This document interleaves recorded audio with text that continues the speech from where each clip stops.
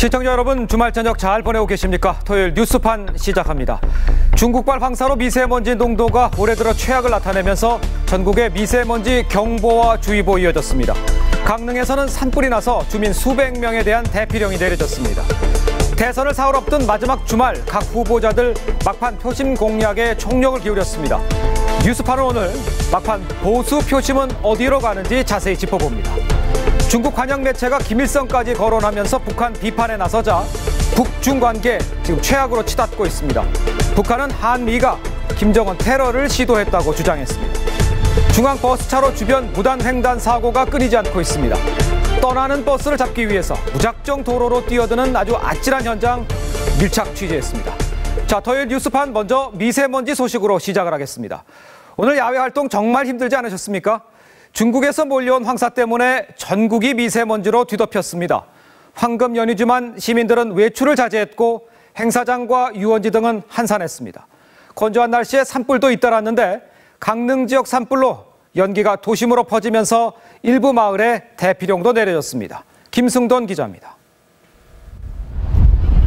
파란 하늘 아래로 뿌연 먼지띠가 서울 하늘을 뒤덮었습니다.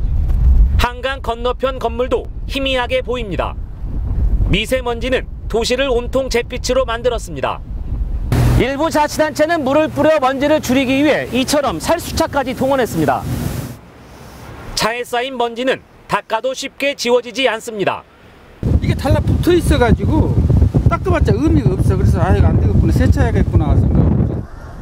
축제 인파로 떠들썩하던 광장은 하루 만에 한산해졌습니다. 시민들은 마스크로 중무장했습니다. 눈도 뻑뻑하고 지금 막 바람이 많이 날리는데 눈에 막 자꾸 이물질도 들어가고 너무 안 좋아요. 미세먼지 농도는 하루 종일 매우 나쁨 수준이 계속됐습니다. 평소보다 대여섯 배나 높았습니다. 인천과 경기, 충청 등 서쪽 지역에는 미세먼지 경보가, 나머지 대부분의 지역에는 미세먼지 주의보가 내려졌습니다. 경기도는 한때 650, 충남은 599 마이크로그램까지 치솟았습니다. 오늘따라 미세먼지가 심해서 시야도 안 좋고 그래서 조업을 안 하고 입항했습니다. 강원도 등 일부 지역에는 강풍과 건조특보가 내려진 가운데 산불까지 났습니다. 강릉 지역 산불로 연기가 강릉 시내까지 퍼졌으며 한때 동해고속도로 일부 구간이 통제되기도 했습니다. TV조선 김승돈입니다. 자, 그러면 오늘 이 최악의 미세먼지 상황 언제까지 계속될지가 궁금합니다. 이 너무 길어지면 아마 힘들 텐데요. 중국에서 불어온 황사 최소한 모레까지 한반도에 영향을 줄 전망입니다. 유혜림 기자입니다. 황사로 미세먼지 농도가 세제곱미터당 1000 마이크로그램까지 치솟았던 그제 중국 베이징 모습입니다. 도심 전체가 뿌옇게 변했습니다. 지난 3일 발생한 황사에 중국 31개 성과 시의 절반인 15곳이 피해를 입었고 피해 면적만 2170제곱킬로미터에 달합니다. 오늘 서울 등 전국이 베이징처럼 뿌옇게 변했습니다. 밖에 건물이 뿌해가지고 안 보이고 그래서 공기도 탁해서 마스크를 끼고 돌아다녀야 될 것 같아요. 중국발 황사가 건너오면서 미세먼지 농도가 급증한 겁니다. 중국 북부 지역에 강수량이 줄면서 생긴 초대형 황사가 중국 전역을 휩쓴 뒤 북서풍을 타고 우리나라까지 날아왔습니다. 이번에 발생한 초대형 황사는 모레부터 차츰 갤 전망이지만 안심할 순 없습니다. 강수량이 적고 건조한 5월 기후의 특성 때문입니다. 황사 발원지가 현재 건조한 상태를 유지하고 있어서 앞으로 추가적으로 강한 강풍을 형성할 수 있는 기압계가 형성된다면 우리나라에 영향을 줄 가능성도 있습니다. 기상청은 예보를 수시로 확인하고 미세먼지가 심한 경우 외출할 때 마스크를 착용해야 한다고 당부했습니다. TV조선 유혜림입니다. 자, 이렇게 중국발 황사로 인한 미세먼지의 습격에 마스크, 공기청정기, 손세정제까지 황사 대비 제품들은 반짝 특수를 누리고 있습니다. 시민들이 야외 활동을 꺼리면서 실내 쇼핑몰, 영화관도 종일 북적였습니다. 이채림 기자입니다. 대형마트 한쪽에 황사용품 코너가 마련됐습니다. 마스크와 손세정제 등 다양한 제품들이 소비자들의 발길을 붙잡습니다. 상당히 비싼데 처음에는 망설였는데 이제 어쩔 수 없는 필수품이 된 것 같고. 가전제품 매장엔 공기청정기와 청소기, 의류관리기기가 인기입니다. 한 대형마트에서 공기청정기는 지난달에만 40억 원어치가 팔리며 최대 기록을 썼습니다. 지난해 같은 기간보다 3배 넘게 늘었습니다. 고무나무가 먼지를 빨아들이면서 실내 공기를 깨끗하게 해준다는 사실이 알려지면서 공기 정화식물로 인기를 얻고 있습니다. 미세먼지 관련 제품들의 매출 성장세는 놀라울 정도입니다. 한 인터넷 쇼핑몰에서 차량용 공기청정기와 손소독제, 공기정화식물 매출은 각각 50% 늘었고 기관지에 좋은 배즙, 도라지즙은 47%, 황사마스크와 공기청정기도 큰 폭으로 늘었습니다. 최악의 미세먼지에 시민들은 주말에도 바깥 활동을 자제하고 실내 쇼핑몰과 영화관으로 몰렸습니다. 초미세먼지나 황사 이런 것들 때문에 걱정이 돼서 아이들끼리는 도저히 이런 날은 나갈 수가 없어요. 날이 갈수록 심해지는 미세먼지. 관련 제품들만 반갑지만은 않은 특수를 누리고 있습니다. TV조선 이채림입니다. 자, 대선을 사흘 남기고 이 고민하는 보수 표심 어디로 갈지가 마지막 변수입니다. 후보들은 저마다의 전략으로 막판 지지세 결집에 나섰습니다. 먼저 자유한국당 홍준표 후보, 문재인 후보의 안보관을 맹공격하면서 막판 보수 대결집에 나서고 있습니다. 강상구 기자입니다. 북한을 주적이라고 당당하게 말하지 못하는 문재인 후보. 이 나라 자유 대한민국을 북한에 갖다 바치겠다는 겁니다. 홍준표 후보는 문재인 후보에 대한 보수층의 불안감을 고조시켜 표심 결집을 시도합니다. 안보 위기 상황도 집중 거론합니다. 김정은이가 북핵을 갖고 한국을 협박한다는 것은 어린애한테 위험한 장난감 준 겁니다. 당내 통합을 위해 친박 징계 철회와 바른정당 탈당파 복당도 서두릅니다. 네, 아침에 지시를 했습니다. 오늘 내로 모든 사람 징계 다 풀고 그 다음에 입당하겠다는 사람 다 입당시켜라. 자유한국당은 서청원, 최경환 의원 등 친박 의원들의 당원권 정지 처분을 해제하기로 했습니다. 다만 박근혜 전 대통령의 당원권 정지 처분은 유지했습니다. 문 후보 공격과 이딴 통합 조치를 통해 흩어졌던 보수 표심을 막판에 끌어모으겠다는 전략입니다. 홍 후보는 어제 1, 2위가 뒤바뀌는 골든 크로스가 일어났다며 호남의 높은 사전투표율은 영남의 결집을 자극할 것이라고 자신했습니다. 아주 좋은 징조입니다. 그럼 5월 9일은 영남이 뭉칩니다. TV조선 강상구입니다. 국민의당 안철수 후보는 보수층을 향해서 홍준표 후보를 찍어도 문재인 후보의 집권을 막을 수 없고 보수가 바로 설 수 없다 이렇게 말을 했습니다. 문 후보 대항마는 자신밖에 없다고도 강조를 했습니다. 또 민주당이 집권하면 친박 세력이 부활할 것이다 이렇게 말을 했습니다. 국민의당의 보수 표심 공약 홍혜영 기자입니다. 국민의당 안철수 후보는 전 국민 앞에서 장인에게도 막말하는 세계적으로 부끄러운 후보라며 홍준표 후보는 대통령 후보 자격이 없다고 주장했습니다. 또 보수층을 향해 문재인 후보를 이길 대항마는 자신밖에 없다며 홍 후보에게 하는 투표는 사표가 된다고 했습니다. 홍준표 후보를 찍는다고 문재인 후보를 떨어뜨릴 수 없습니다. 홍준표 후보를 찍는다고 보수가 바로 서는 것도 아닙니다. 홍 후보에게 간 보수층의 시선을 다시 끌어오겠다는 전략입니다. 안 후보는 1번과 2번은 안 된다며 더불어민주당이 집권하면 친박이 부활해 탄핵 이전의 정치로 돌아간다고 말했습니다. 지금 벌써 친박이 부활할 조짐을 보이고 있습니다. 이것은 역사의 퇴행입니다. 홍 후보는 친박 부활의 예인선이라고도 했습니다. 국민의당 김성식 전략본부장은 국민 통합을 할 수 있는 후보, 부끄럽지 않은 후보, 이길 수 있는 후보여야 한다는 점에서 보수층과 영남 표심도 안 후보를 선택할 것이라고 했습니다. 남은 사흘 안에 보수층 표심을 끌어안아 전세를 역전시키겠다는 겁니다. TV조선 홍혜영입니다. 자, 바른정당 유승민 후보는 홍준표 후보가 보수를 대표할 자격이 없다면서 견제구를 날리고 있습니다. 건전한 보수의 재건을 앞세워서 보수층 표심을 끌어온다는 전략입니다. 김경화 기자입니다. 보수 유권자들 막판에 저한테 지지가 이렇게 확 몰렸으면 좋겠습니다. 네. 유승민 바른정당 후보는 보수층이 어디로 나가야 할지 미래를 보고 투표를 할 거라고 했습니다. 문재인 후보를 이기는 데만 이제 신경이 달려 있다가 이제는 홍준표 후보나 자유한국당의 어떤 자격이나 이런 문제를 보수의 자격과 염치, 능력을 봐달라고 호소합니다. 보수의 수치라고 생각하고 그래서 저는 보수층이 홍준표 후보를 찍는 게 도저히 이해가 안 됩니다. 예.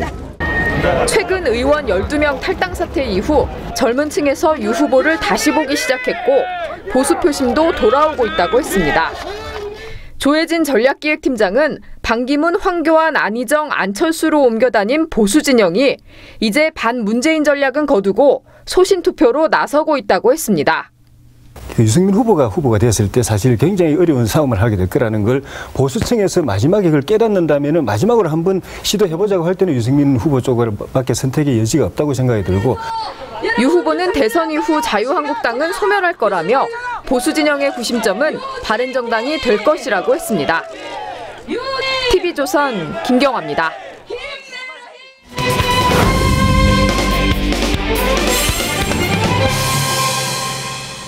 자, 이에 반해서 문재인 후보와 심상정 후보 간에는 사표 공방이 벌어졌습니다. 문재인 후보는 안정적 국정 운영을 위해서 압도적 과반을 몰아달라고 호소를 하고 있습니다.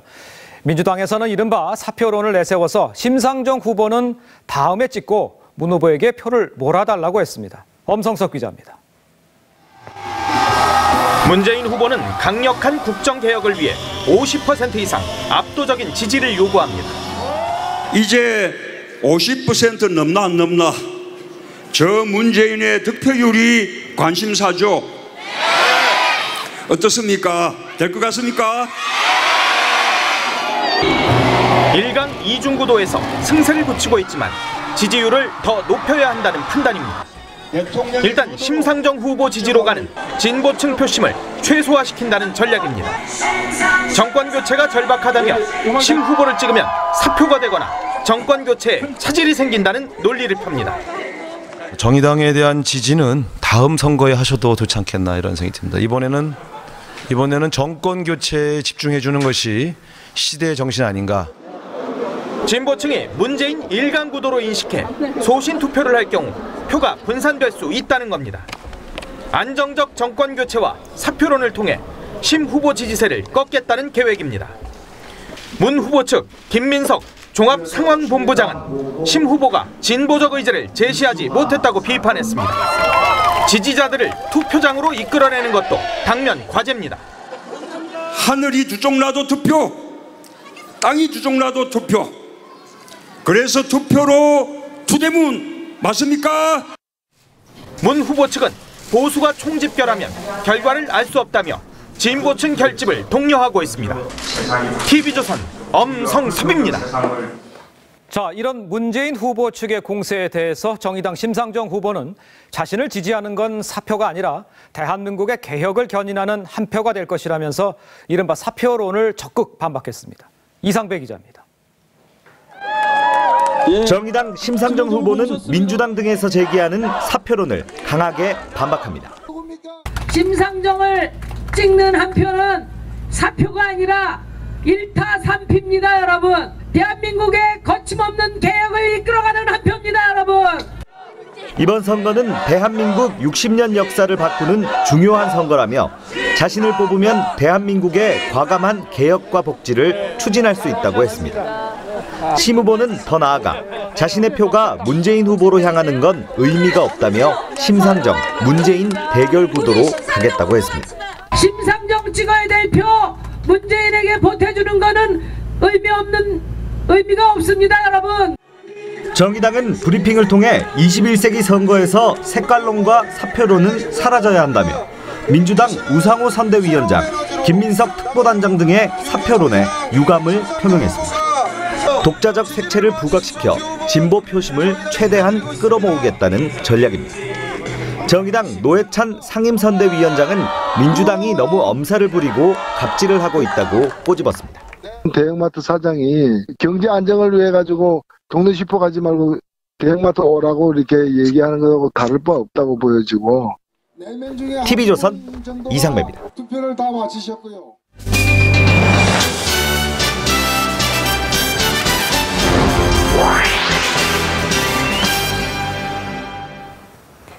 더불어민주당 문재인 후보는 홍대 거리에서 프리어그 행사를 진행하며 젊은 층 끌어안기에 나섰습니다. 문 후보는 자유한국당 홍준표 후보를 향해 마지막까지 색깔론에 매달리는 정치가 안쓰럽다고 말했습니다. 조정린 기자의 보도입니다. 더불어민주당 문재인 후보가 서울 홍대거리 한복판에서 프리어그에 나섰습니다. 서로 얼싸안으며 마음을 나누겠다는 뜻입니다. 사전투표 투표율이 25%를 넘기면 프리어그를 하겠다는 약속을 이행한 겁니다. 인터넷에 프리어그 하면서 문 후보를 암살하겠다는 협박글 등이 올라 논란을 빚었지만 글쓴이는 장난이었다며 자수했습니다.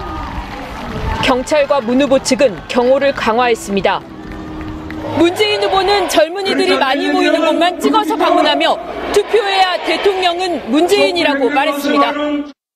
대한민국 역사를 바꾸는 표는 오직 문재인에게 보내는 표뿐이라는 사실 여러분 잊지 말아 주십시오. 홍준표 후보엔 색깔론에 매달리는 정치가 안쓰럽다고 했습니다.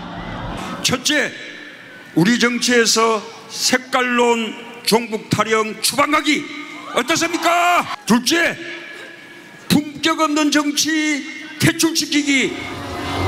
문 후보는 대선 전날 마지막 집중 유세는 광화문 광장에서 하기로 했습니다. TV조선 조정랜입니다.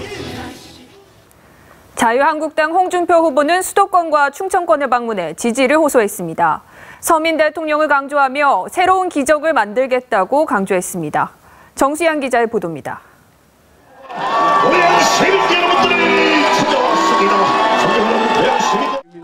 홍준표 후보가 유세장에 도착하자 모래시계 OST가 흐릅니다. 자신의 어려웠던 어린 시절을 집중적으로 얘기합니다. 홍준표 후보는 부자들만 대학 가는 사회는 맞지 않다며 5월 9일에는 경비원 아들, 까막는 아들도 대통령이 된다고 말했습니다. 제가 강성이 될 수밖에 없는 것은요, 가진 게 있나. 저는 어릴 때부터 강하게 살 수밖에 없어요. 홍 후보는 젊은 층의 문재인 후보 지지가 답답하고 딱하다고 말했습니다. 청년들은 얼핏 하면 1번 후보한테 꼽혀가지고 그 가서 투표하고 하는 거 쳐다보면서 참 딱하다. 문 후보의 개성공단 2천만 평 확대 공약은 북한의 일자리만 늘려줄 뿐이라고 말했습니다. 한국 청년 일자리 대책이 아니고 북한 청년 일자리 대책을 만들겠다는 거예요. 안산 유세에선 바른정당을 탈당한 박순자 의원이 홍 후보 지지 연설에 나서 눈길을 끌었습니다. TV조선 정수양입니다. 국민의당 안철수 후보는 호남의 심장 광주에서 뚜벅이 유세를 이어갔습니다. 안 후보는 1, 2번 후보를 뽑으면 과거로 돌아가게 된다며 호남이 지난 총선 때처럼 지지를 보내달라고 호소했습니다. 장용욱 기자입니다.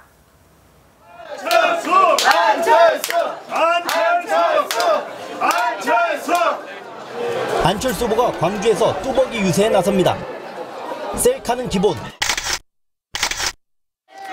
잡은 손을 놓을 줄 모르고 얼싸안기도 합니다. 거리에서 만난 시민은 안철수 화이팅이라며 스티커를 손에 붙여줍니다. 서울에 사는 한 고등학생은 안 후보를 보러 일부러 광주를 찾았다고 했습니다. 그래도 지금 고3이면 한참 바쁠 텐데. 그래도 이제 어느 정도 시험도 끝나고 그다음 휴일이고 해서 그래서 휴일을 그냥 노는 것보다는 그냥 차라리 이렇게 한번 됐고. 안철수 후보는 이른 아침부터 걷고 시내버스와 택시를 타며 광주 시내 곳곳을 누볐습니다. 1, 2번 후보를 뽑으면 과거로 돌아간다며 지지를 호소했습니다. 호남에서 제2의 안철수 바람을 일으켜주기를 기대했습니다. 호남은 희생과 헌신으로 역사의 고비마다 물줄기를 정확하게 제대로 된 방향으로 돌려왔습니다. 저는 이번에도 그러한 판단을 해주실 걸로 믿습니다. TV조선 장용욱입니다. 바른정당 유승민 후보는 수도권 공략에 나섰고 딸 유담 씨도 지원 유세에 복귀했습니다. 정의당 심상정 후보는 수도권과 젊은이들로 붐비는 강남 홍대에서 집중 유세를 펼쳤습니다. 박소영 기자의 보도입니다. 유승민 후보가 수원 월드컵 경기장을 찾아 시민들과 줄지어 사진 촬영을 합니다. 유승민 후보는 마이크를 내려놓고 맨투맨으로 유권자를 만나며 한 표를 호소했습니다. 딸 유담 씨도 유세에 복귀했습니다. 피해자가 숨어야 하는 일은 저희 아버지 유승민 후보가 꿈꾸는 대한민국에서는 결코 없을 일입니다. 유 후보는 위안부 할머니들의 효잔치에 참석했습니다. 일본 정부의 재협상을 요구하고 우리는 진심을 다해서 진정성을 가지고 일본을 설득을 일단은 해야 됩니다.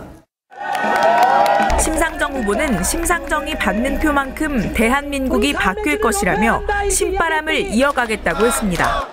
오직 심상정이 홍준표 후보를 잡느냐 하는 것이 대한민국의 민주주의 향로를 바꾸는 대사건입니다, 여러분. 과천과 안산, 수원을 돈 심 후보는 저녁에는 아들 우균 씨와 함께 젊은 층이 많이 모이는 강남역과 홍대 앞을 찾았습니다. 시민들과 일일이 손을 부딪히는 하이파이브 캠페인으로 승리를 다짐했습니다. TV조선 박소영입니다. 네, 김정필 전 총리가 문재인 후보를 아주 원색적으로 비난을 했습니다. 문 후보를 향해서 김정은이 할아버지냐? 그런 얼굴은 대통령이 될 수 없다. 이렇게 말을 했습니다. 최윤정 기자입니다. 대통령이 오시는데 왜 그냥 서 있어? 절들하지. 김종필 전 총리는 예방온 홍준표 후보를 반갑게 맞았습니다. 홍 후보 앞에서 문재인 후보의 안보관을 맹비난합니다. 당선되면 김정은이 만나러 간다고. 이런 뭐부터는 기지를 하느냐 말이야. 김정은이가 제 할아버지잖아. 필요. 대통령이 될 수 없다고도 했습니다. 문재인이 같은 거 그런 얼굴이 대통령 될 수가 없는데 세상에 무서워서 말이 안 되는 소리야. 홍 후보도 오늘 유세에서 김 전 총리 발언을 언급했습니다. 홍준표가 관상이 제일 좋다. 문재인 후보는 상이 죽상이래, 죽상. 그래서 틀림없이 되니까 열심히 하라고 어제 이제 지지선을 해주시더라고요. 문 후보 측은 김 전 총리의 발언이 부적절했다면서도 공식 대응은 자제했습니다. 문 후보 측은 문 후보에 대한 막말성 발언이 언론에 여과 없이 보도된 것은 선거법 위반 소지가 있다며 유감을 표시했습니다. 중앙선관위는 김종필 전 총리의 발언을 있는 그대로 보도하는 건 선거법상 문제가 없다고 밝혔습니다. TV조선 최윤정입니다. 자, 그런데 과거 김정필 전 총리의 발언을 좀 되새겨보면 대선 후보들에게 덕담을 아끼지 않았습니다. 그런데 유독 문재인 후보만 원색적인 표현을 동원하면서 비난을 한 겁니다. 언제적 JP냐고 했던 문 후보의 과거 발언도 새삼 화제가 되고 있습니다. 김정우 기자입니다. 김종필 전 총리는 지난해 충청 대망론의 주인공이었던 반기문 전 유엔 사무총장에 대해 쓸만하다, 돕겠다고 말했습니다. 우리 비밀 얘기만 했죠. 안철수 후보에 대해선 담백하고 솔직하다는 평을 내놨습니다. 정당을 이끄는 책임자로서는 참 괜찮다고 보기 때문에. 유승민 후보에게도 호의적이었습니다. 아버지 쏙 뺐어. 뺐습니까? 적지않은 인연 가지고 날 도와주고. 안희정 충남지사도 수차례 김 전 총리를 찾아갔습니다. 김 전 총리는 정운찬 전 총리에겐 죽을 각오로 열심히 하라고 조언했습니다. 하지만 문재인 후보에겐 냉담했습니다. 김 전 총리는 과거 문재인은 이름 그대로 문제라고 했고 문 후보가 미국보다 북한에 먼저 가겠다고 한 것에 대해선 정신이 제대로 박힌 사람이냐고 비판했습니다. 문 후보는 올 초 발간한 저서에서 언제 때 JP인데 지금도 JP냐면서 오래전의 고인물인 JP로부터 좋은 평가를 받고 싶은 생각은 추호도 없다고 했습니다. TV조선 김종호입니다. 자, 선거 막판 문재인 후보 아들의 취업 특혜 의혹과 세월호 관련 보도를 둘러싼 이 공방 아주 치열합니다. 정치부 홍혜영 기자와 함께 자세히 좀 이야기를 나눠보도록 하겠습니다. 안녕하세요. 안녕하세요. 지금 보면 좀 잦아드는 것 같은데 문 후보와 안 후보 캠프 간에는 이 문제와 관해서 더 치열해지고 있어요. 네, 어제 국민의당에서 문준용 씨의 미국 유학 시절 파슨스 스쿨 동문이라는 사람의 음성 녹취 파일을 공개하면서 이 공방이 또 촉발이 됐는데요. 아버지 문재인 후보가 시키는 대로 이력서를 내서 고용정보원에 취업했다, 이런 내용입니다. 한번 들어보시겠습니다. 예, 들어보겠습니다. 아빠가 하란 대로 해서 했었던 걸로 아빠가 얘기를 해서 어디에 이력서만 내면 된다고 얘기를 했던 것 같아요. 그러니까 동문이 들었다 이렇게 얘기를 한 거죠. 그런데 민주당에서는 이에 반박하는 의미에서 다른 동문의 이야기를 좀 주장을 했다면서요. 네, 문준용 씨의 대학 시절 친구와 또 미국 유학 시절 룸메이트라고 주장하는 친구 두 명이 SNS에 글을 올렸는데 그 글을 근거로 해서 반박을 한 겁니다. 평소 문준용 씨는 아버지 문재인 후보나 고용정보원의 얘기를 거의 하지 않았다면서 앞서 나왔던 음성 녹취가 허위가 아니냐, 이런 의혹을 제기했습니다. 민주당은 파슨스 스쿨 동문이 누군지 실명을 밝히라면서 국민의당 관계자 3명을 오늘 검찰에 고발했습니다. 자, 그렇다면 안철수 후보 측에서는 이런 반박에 대해서 무슨 얘기를 하나요? 이 문준용 씨를 옹호한 이 친구 2명이 파슨스 스쿨 동문은 아니지 않느냐고 반박을 했습니다. 또 문 씨 친구는 옹호했던 문 씨 친구가 고용정보원 입사를 결정하기 전에 유학을 결심하기 전에 입사를 결정한 건 아니다라고 얘기를 했는데요. 이것은 문재인 후보가 자서전에서 주장했던 것과 좀 다릅니다, 얘기가. 문재인 후보는 고용정보원 입사 전에 이미 입학 허가가 떨어졌다, 이렇게 얘기를 했거든요. 그렇죠. 이런 사실관계가 맞지 않는 부분을 들어서 또 지적을 했고요. 또 당당하게 취업을 했고 특혜가 없다면은 문준용 씨가 공개적으로 나와서 해명을 하라고 공격했습니다. 그렇군요. 다른 이야기를 좀 해보죠. SBS의 고위 인양 지원 보도, 이거에 관한 논란도 좀 계속되고 있죠. 네, 그렇습니다. 자유한국당 홍준표 후보는 문재인 후보가 언론 길들이기를 하고 있다고 비판했습니다. 홍 후보는 문재인 후보가 언론을 끼고 선거를 한다면서 관권 선거라고 했는데요. 또 문 후보 측이 SBS에 압력을 행사해 보도 내용을 온라인에서 삭제하고 사과 방송을 하도록 강요했다면서 형법상 강요 혐의로 검찰에 고발했습니다. 언론을 향한 불만도 상당히 제기를 한 것 같은데. 네, 홍 후보는 언론도 여론조사도 전부 좌측으로 기울었다고 했는데요. SBS의 사과 방송을 가리켜 자신이 집권하면 어쩌려고 하느냐면서 비속어까지 동원해 거세게 비판했습니다. 또 문재인 후보가 대통령이 되면 50 시절의 땡전 뉴스처럼 땡문 뉴스로 도배될 것이라고도 했습니다. 그렇군요. 다른 당의 반응은 좀 어떻습니까? 네, 민주당에서는 홍준표 후보가 불량 후보다, 저질 후보다, 이렇게 비판을 했고요. 국민의당은 홍 후보가 집권하면 언론의 자유가 심각한 위해를 입을 것이라며 언론 통제가 우려되는 것은 문재인 후보도 마찬가지라고 이 문 후보와 홍 후보를 모두 싸잡아 비판했습니다. 그렇군요. 논란은 좀 더 계속될 것 같습니다. 지금까지 정치부 홍혜영 기자였습니다. 수고했습니다. 사전투표가 사상 최고 투표율을 기록하면서 투표함 관리에도 비상이 걸렸습니다.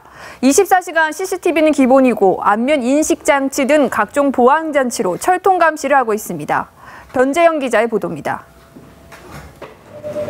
중앙선거관리위원회 통합관제센터. 각 지역 선관위에서 보내오는 CCTV 화면 250여 개가 실시간으로 돌아갑니다. 직원들은 전국 사전투표소 3,507곳에서 취합된 투표함들을 24시간 모니터링하느라 분주합니다. 1,107만여 명이 참여해 역대 최고치 사전투표율을 기록하면서 투표함 보관 관리 업무가 어느 때보다도 중요해졌습니다. 암호화해서 녹화를 하도록 되어 있습니다. 그래서 외부에 해킹이라든지 조작이 있을 경우에 재생 자체가 되지 않습니다. 투표함을 직접 밀봉해 보관하고 있는 지역 단위 선관위도 철통 보안에 나섰습니다. 투표함이 보관된 밀폐 장소엔 안팎 CCTV와 좌석 감지기는 물론 사람의 체온을 감지해 침입자를 알려주는 내부 열선까지 설치돼 있습니다. 이렇게 출입문에는 안면인식 보안장치와 특수봉인지가 곳곳에 부착돼 외부인 출입을 완전히 통제합니다. 관외 투표지들은 우편으로 해당 지역 선관인의 보관 장소로 선거일인 9일까지 보내집니다.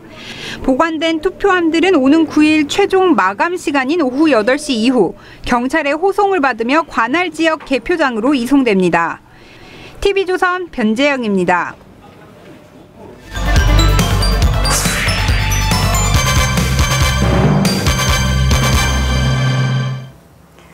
촛불 집회, 촛불 대선, 촛불 민심, 최근 참 많이 쓰이는 표현들입니다. 하지만 대선을 앞두고 촛불이란 표현을 넣은 현수막을 게재하거나 피켓을 만들어 1인 시위를 하면 불법이 될 수 있습니다. 이건 예스, 이건 노. 연속기획 8번째, 김태훈 기자입니다. 시민단체 회원들이 선거관리위원회를 규탄한다며 집회에 나섰습니다. 선관위가 촛불이란 표현이 들어간 현수막을 내걸지 못하게 하자 반발한 겁니다. 현행법은 선거에 영향을 미칠 수 있는 용어나 표현을 담은 현수막 게재를 금지하고 있습니다. 선관위는 문맥과 함축적 의미를 고려해 판단한다면서도 촛불, 사드 같은 주제는 선거법 위반이 될 가능성이 있다고 밝혔습니다. 1인 시위나 스티커 붙이기 투표 등을 하는 경우에도 선거에 영향을 미칠 가능성이 있다면 모두 불법입니다. 2010년 지방선거에선 낙동강 살리기란 현수막이 4대강 사업을 연상시킨다는 이유로 친환경 무상급식 관련 스티커 투표 이벤트는 정치적 함의가 포함됐다며 적발됐었습니다. 하지만 SNS에선 이 같은 표현을 마음껏 써도 무방합니다. 실제로 인터넷엔 촛불 관련 이미지와 표현이 넘쳐나는 상황. 선거 전문가들은 정치적 표현이란 것 자체가 선관위의 주관적인 판단에 따라 고발 여부가 결정되므로 인터넷 공간에서 다루는 게 불필요한 법 저촉을 피하는 요령이라고 조언합니다. TV조선 김태훈입니다. 네, 북한이 한미 정보 당국이 김정은에 대한 생화학 테러를 시도했었다고 주장을 했습니다. 북한은 평북 동창리와 평남 신포에서 탄도미사일과 관련한 공사를 벌이고 있습니다. 김남성 기자의 보도입니다.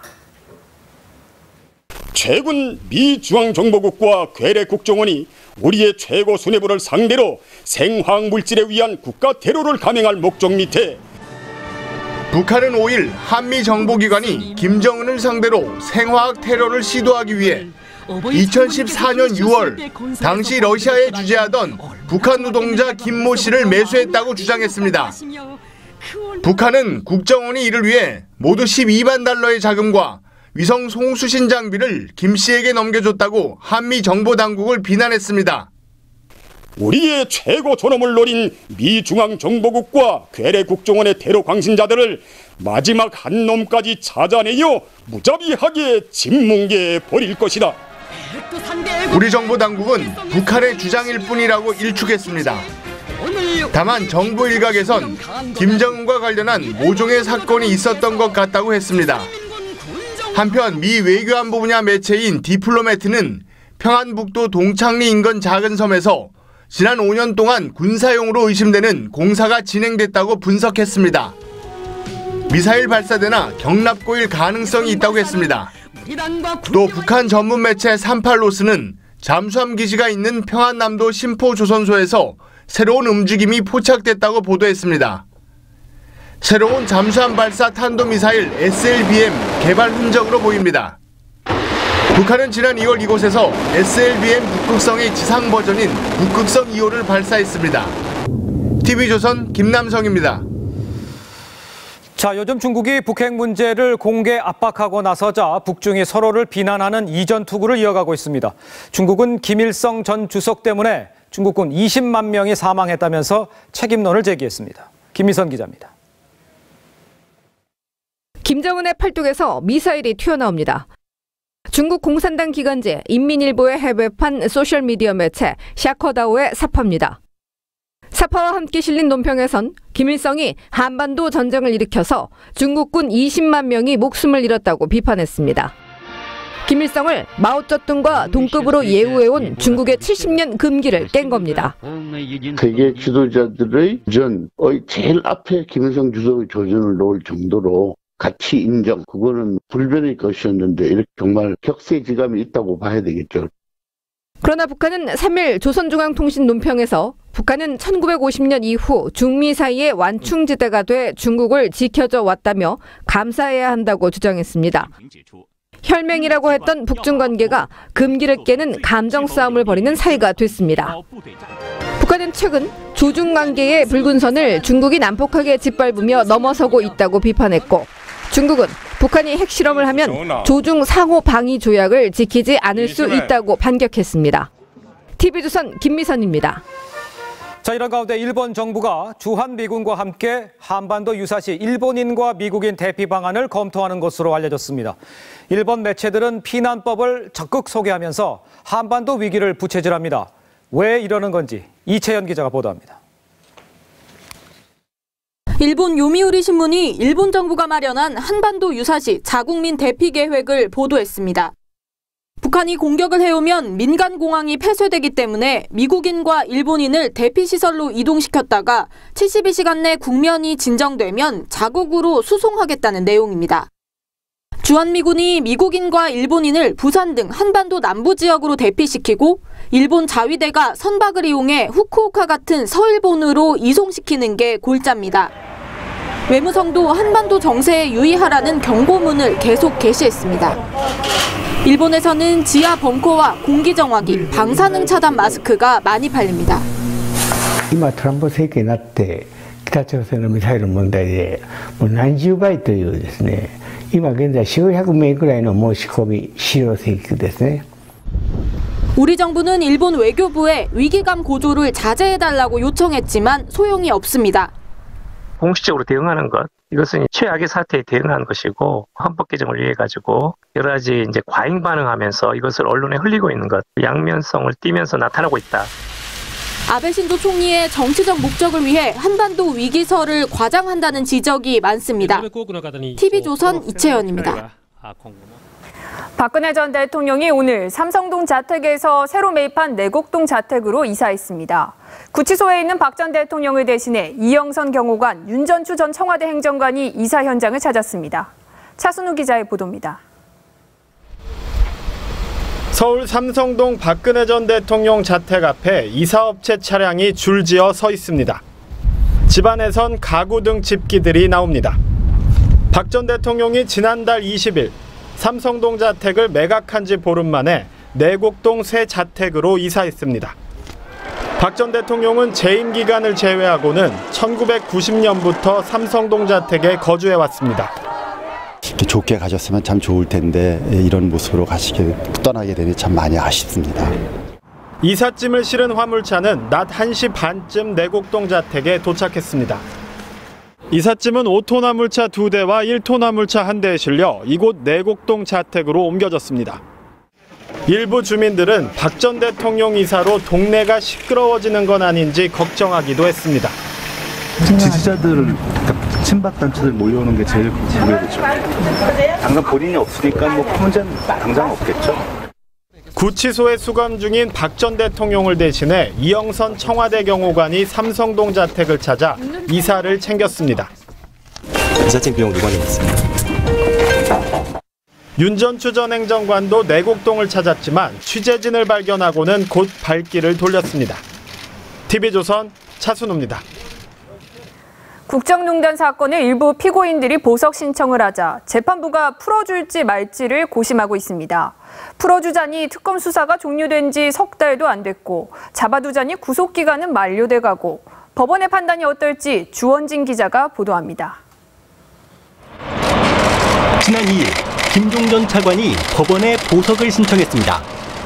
다음 달 7일 구속기간 만료에 앞서 미리 석방을 요구한 겁니다. 앞서 지난달 20일 정호성 전 비서관도 구속기간 만료를 한 달 앞두고 보석을 신청했습니다.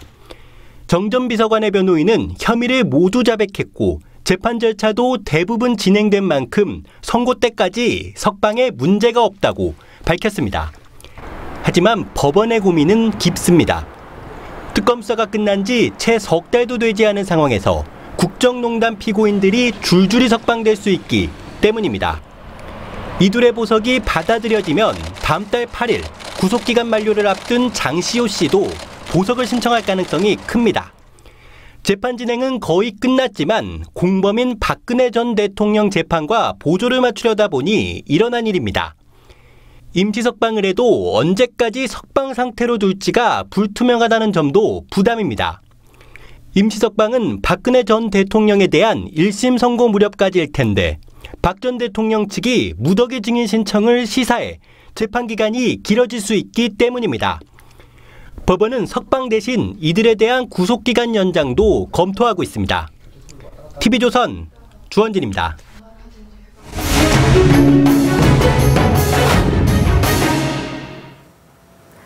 중앙버스차로가 도입된 지 13년째입니다.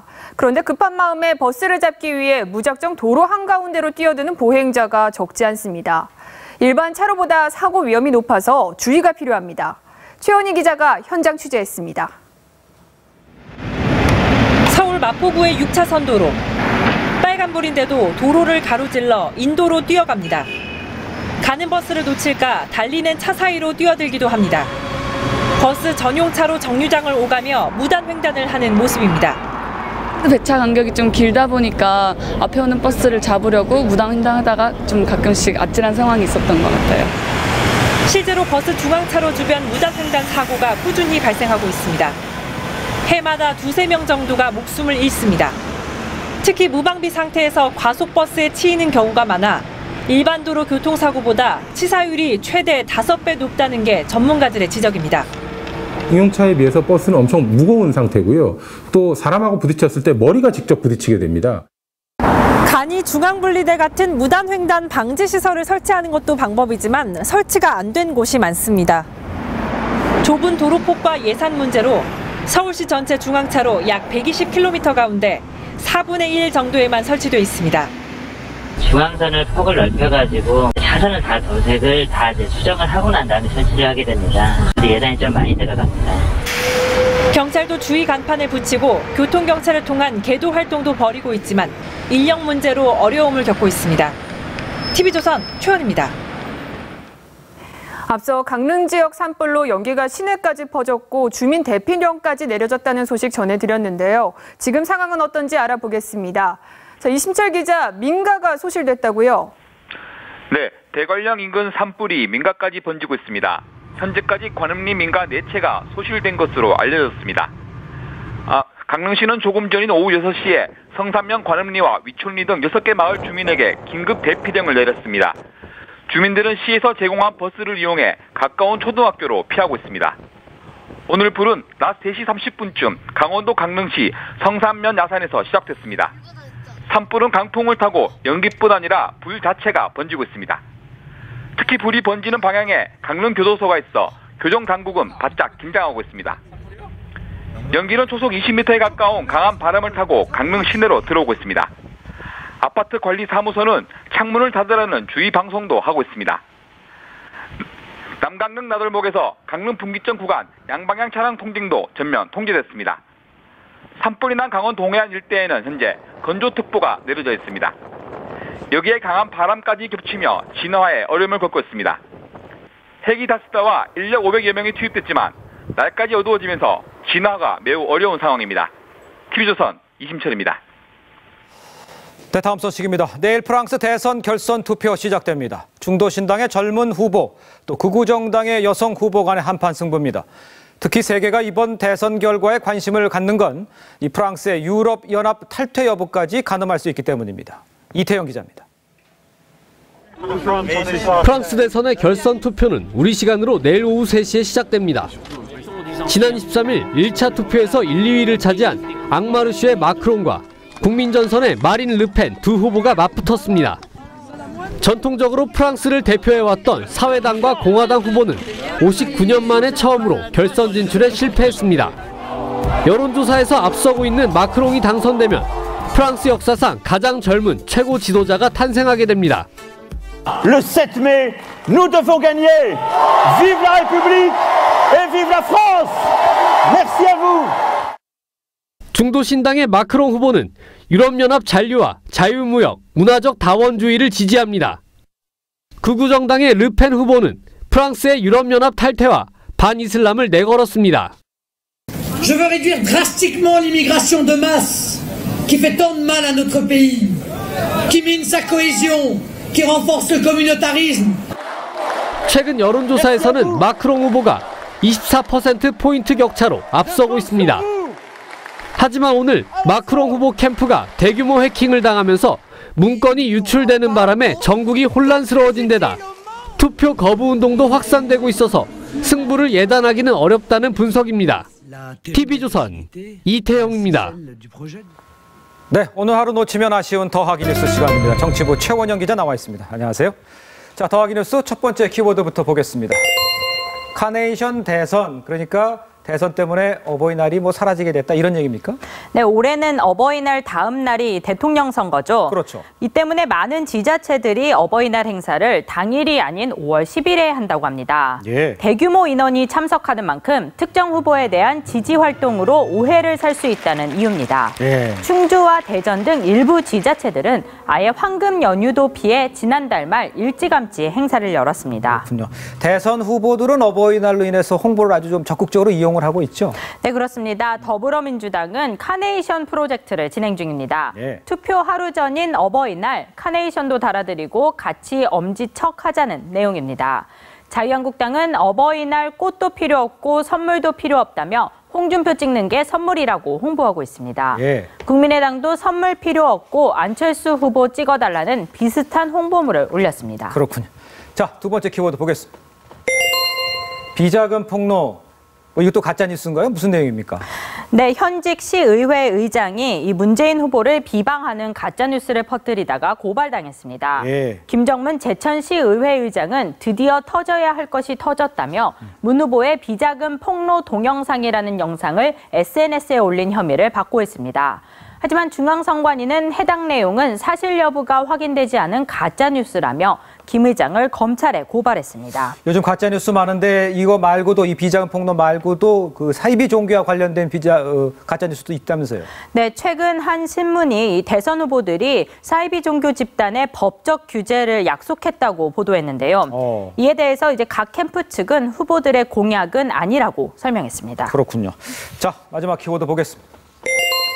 북한 비라, 이거 대남 전단인데 이게 또 날라왔나 봐요? 네, 이거 오늘 서울 관악산 인근에서 관악산에. 발견된 예. 대남 전단입니다. 예. 썩을 대로 썩은 보수 패당을 국민은 반대한다며 촛불을 들었던 손으로 국민의 대통령을 선출하자는 내용입니다. 북한은 연일 각종 매체를 동원해 보수 세력을 비난하며 한국 대선에 개입하려고 시도하고 있습니다. 그렇군요. 지금까지 정치부 최원영 기자였습니다. 수고했습니다.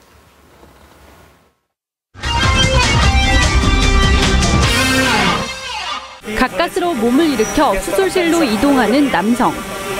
570kg의 몸무게로 세계에서 가장 뚱뚱한 남성 기네스북에 오른 멕시코의 후안 페드로입니다. 당뇨병, 고혈압 등 합병증이 심해 수술조차 어려웠던 페드로는 수개월에 걸쳐 175kg을 감량했고 마침내 위 절제 수술을 받을 수 있게 됐습니다.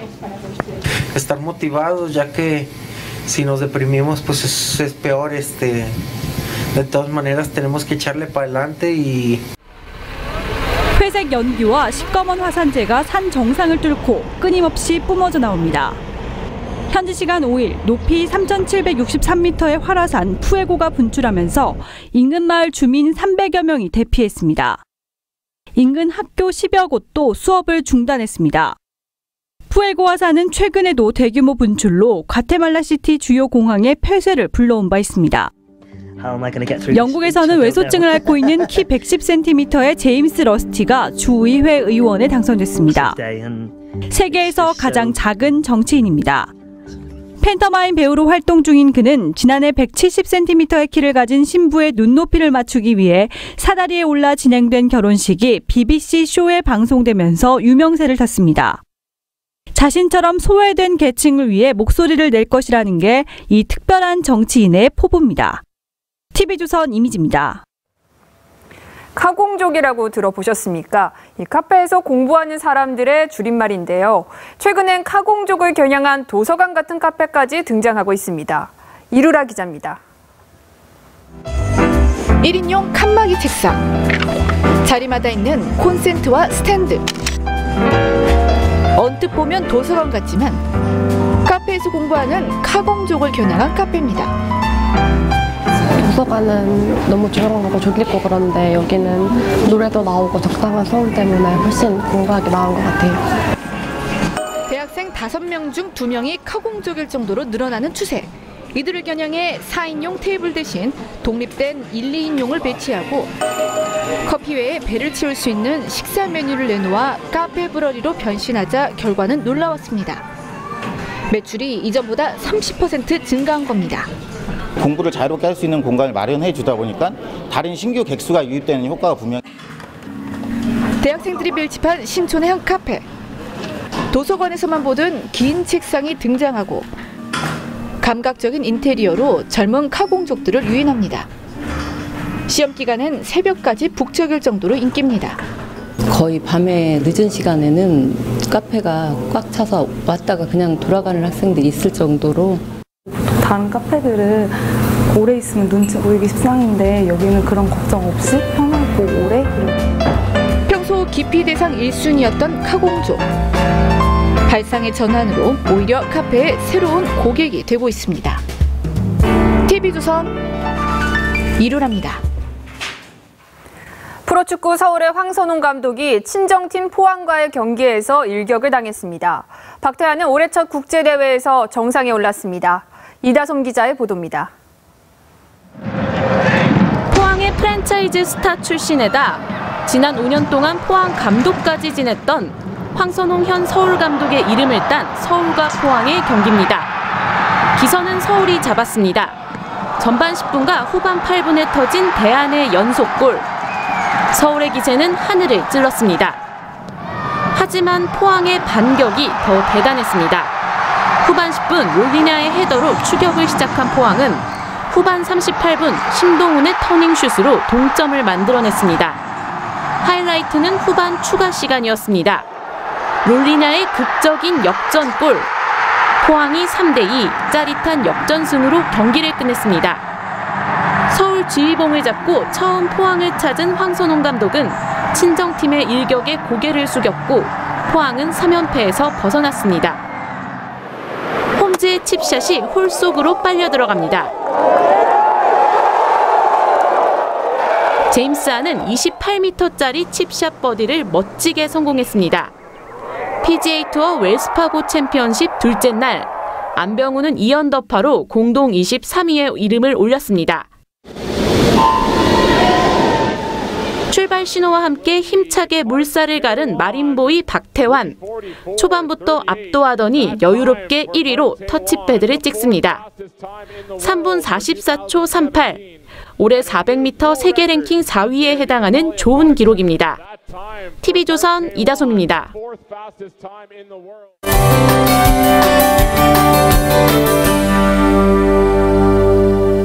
네, 최악의 황사가 몰려오면서 그야말로 숨막히는 하루였습니다. 내일은 오늘보다는 조금 나아질 걸로 보이지만 계속해서 황사의 영향을 받겠습니다. 가급적 야외 활동은 삼가시는 편이 좋겠습니다.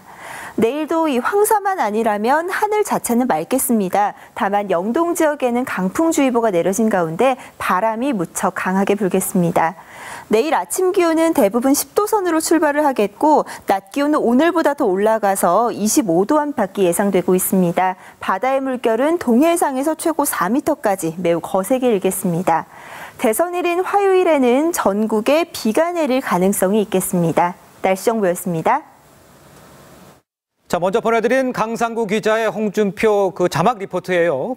북한을 주적이라고 부르지 못하고 이렇게 오타가 좀 있었습니다. 사과 말씀드립니다. 대선 막판 가짜뉴스 흑색 선전도 오는 푸는 하늘이 미세먼지처럼 잘 보이지도 않고 또 교묘하게 선거 막판 유권자들을 현혹시키고 있습니다. 가짜뉴스가 크게 번지는 건요, 표심을 왜곡해보려는 나쁜 의도에서 시작이 될 겁니다. 그런데 믿고 싶은 것만 믿으려는 우리 유권자의 마음도 한몫하고 있는 건 아닌가 싶습니다. 더 자극적이고 더 진짜스러운 가짜뉴스 몰릴 겁니다. 우리 유권자가 좀 더 냉정하게 꼼꼼히 따져봐야 합니다. 뉴스판 마칩니다. TV조선은 사실을 보고 진실을 말하는 노력을 계속하겠습니다. 저희는 내일 다시 찾아뵙겠습니다. 시청해주신 여러분 고맙습니다.